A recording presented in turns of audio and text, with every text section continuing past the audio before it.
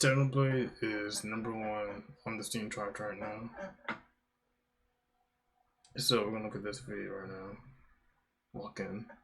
The anticipated PC release is finally here and it is being met with so much positivity. Sure, there are a couple of people who are really upset, particularly over the mods. Most are enjoying it and it is already one. This is a hands down. When the demo came out, there were already like hundreds of mods because, well, take a look at the character for yourself. One of Sony's biggest Steam launches ever. I have a few different things to show off, but before I get into the topic, if you enjoy the content I create, check out the links in the description, join the community in my live streams, and consider supporting through Patreon or YouTube memberships. Now, we all had a feeling that this was going to do really well on PC because they said that it exceeded their expectations in sales on Everyone knew PlayStation. this. I did think that it was a really I was fantastic excited. game. I was One of excited my for this top game on contenders for PC. Game of the Year last year, but there were a couple of games that were better, and of course, Black Myth Wukong was a near perfect experience, though I am going to be replaying Stellar Blade on PC, I am going to be modding it up, and I will be live streaming it in case you want to see it for yourself before you decide to purchase, but it is very clear that a lot of people have decided. I have also just started playing Starblade on PC recently. Over on twitch.tv/michaelg.tv. Twitch on the description. To finally take the plunge and support Shift Up because it only released on PC yesterday and it is already one of Sony's biggest Steam launches ever, only beaten by Helldivers 2, which of course has an insane 458,000 peak on Steam. So Jesus I don't Christ. think that Stellar Blade is going to top that, but it's definitely number 2, you know, a clean sweep. It says, though, the PC version of Stellar Blade only launched yesterday, June. I couldn't get into Helldivers 2. I tried. Biggest single-player Steam launch ever. Right now, the concurrent peak player is almost 105,000, but that's the 7th all-time peak the game has set since I started writing this story, and it since then has done even better.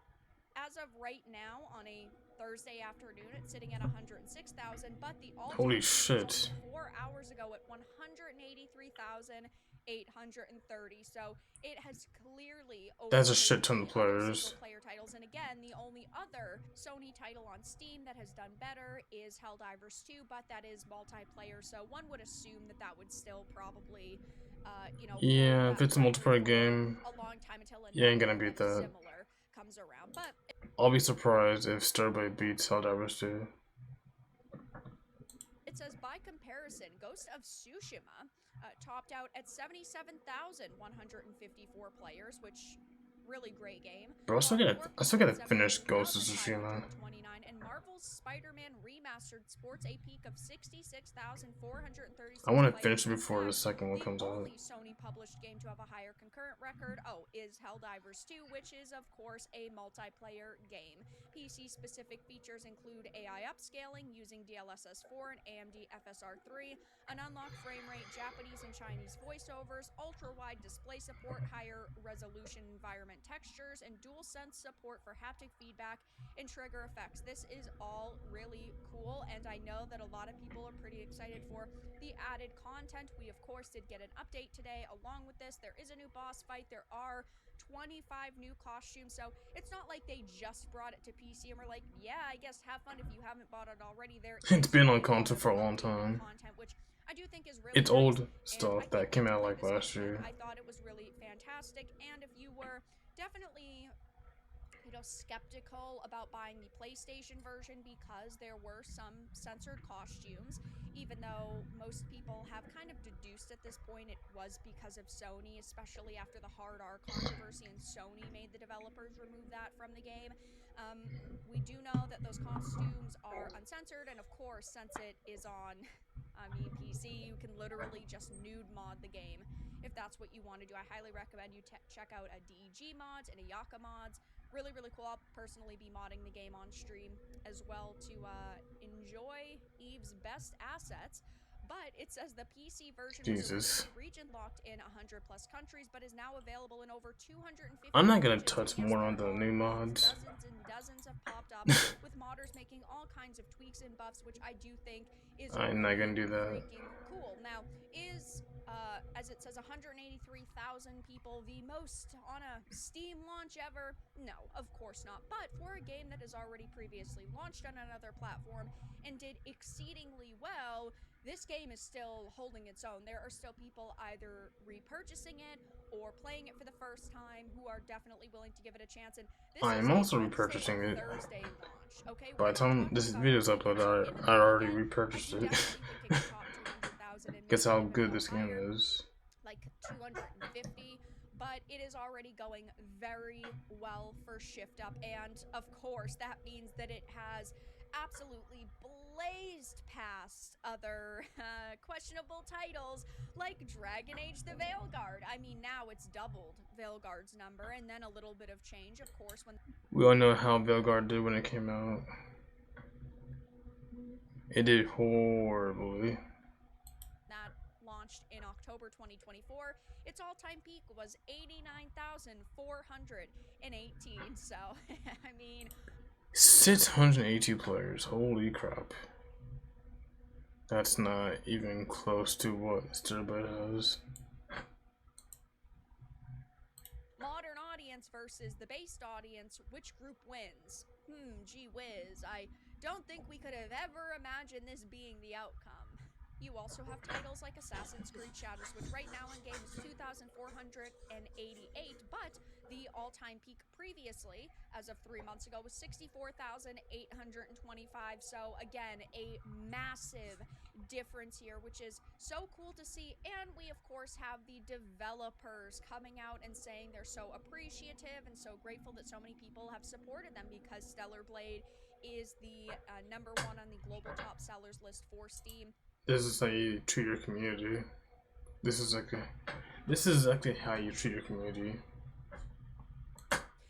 Kim Tae-young said, "We've come so far thanks to all of you. We were able to become one of the top global sellers on Steam. Big Thanks to W the for support from all Starblade. of our users. We'd like to express our sincere gratitude." And of course, there are so many people who are saying congratulations. You know, we're so happy for you. This game is a really good experience. And of course, there are a lot of modders who are saying, well, you know, this is why the game is doing so well, and I do agree to a certain extent, right? I am replaying it because of the modding capability. I think that that is really nice, and I do think... I'm sure a lot of people repurchased or bought Steelblade on PC because of the modding capability. Because, I mean, modding. What else is there to say? that with it being on another major platform, it means even more people can enjoy it. But Dragon Age was so woke. How could this game do any better?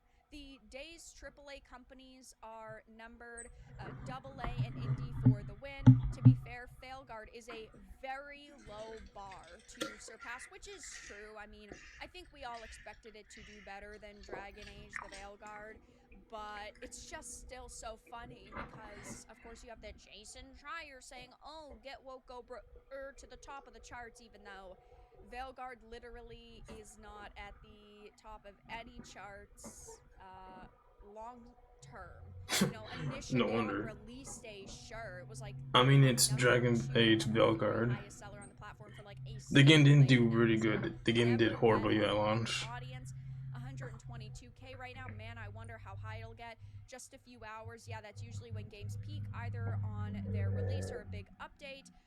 I think that this person just doesn't understand that we're talking about a Wednesday and a Thursday set of numbers, never mind going into the weekend when most people are actually going to be giving this a chance. So right now, Stellar Blade's PC release is doing really fantastically. It's sitting at overwhelmingly positive with over 4,000 reviews, and you just love to see it. And it just goes to show that we were correct in that sexy sells, and the modern audience who is purchasing games like Assassin's Creed Shadows and Dragon Age the Veilguard and Suicide Squad Kill the Justice League. I'm sorry, but Assassin's Creed Shadows should not exist. Play video games and to make games One, it's Ubisoft.